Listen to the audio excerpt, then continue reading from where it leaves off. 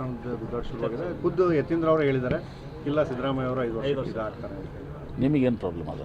ನಮಗೆ ಸರ್ ಯಾರು ಆಗ್ತಾನೋ ಕ್ಲಿಯರ್ ಆದ್ರೆ ಸಾಕಾಗಿದೆ ಸರ್. ನಿಮಗೆ ಯಾಕೆ ಸರ್ ರಾಜ್ಯ ಜನ ಕೇಳಿಗೆತ್ತಾರೆ ಸರ್, ಮೊದಲೇ ಉಂಟಾಗಿದೆ ಅಭಿವೃದ್ಧಿ. ನಮ್ಮ ಒಂದೇ ಹೇಳ್ತೀನಲ್ಲ, ಯತೀಂದ್ರೂ ಇಂಪಾರ್ಟೆಂಟ್ ಅಲ್ಲ, MB ಪಾಟೀಲು ಇಂಪಾರ್ಟೆಂಟ್ ಅಲ್ಲ, ಮತ್ತೊಬ್ಬರು ಇಂಪಾರ್ಟೆಂಟ್ ಅಲ್ಲ.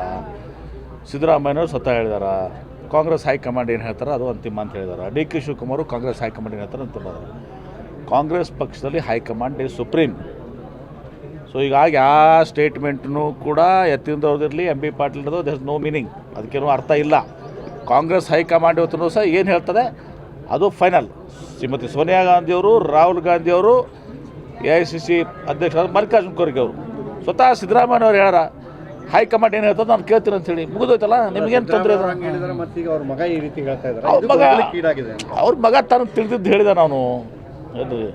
ಅಂದರೆ BJP ಹೇಳ್ತಾ ಇದ್ದಾರೆ ಸರ್, ಈಗ ಬರೀ ಈಗ ಒಂದಲಗಿ ಇನ್ನೇನು ಅಧಿವೇಶನ ಮುಗಿಯಿತು, ಅಭಿವೃದ್ಧಿ ಕಾಣೋದು ಇಲ್ಲೆಲ್ಲ ಕಾಂಗ್ರೆಸ್ನಲ್ಲಿ. ಕೇವಲ ಏನಾಗ್ಲಿಕ್ಕೆ ಅಂತಂದರೆ ಇವರು ಗದ್ದೆ ಗುದ್ದಾಟದೊಳಗೆ ಕಾಲ ಕಳೀತಾ ಇದ್ದಾರೆ ಅಂತ ಹೇಳಿದ್ರು. BJP ಅವ್ರು ಮೂರು ಮುಖ್ಯಮಂತ್ರಿಗಳನ್ನ ಚೇಂಜ್ ಮಾಡಿದರು.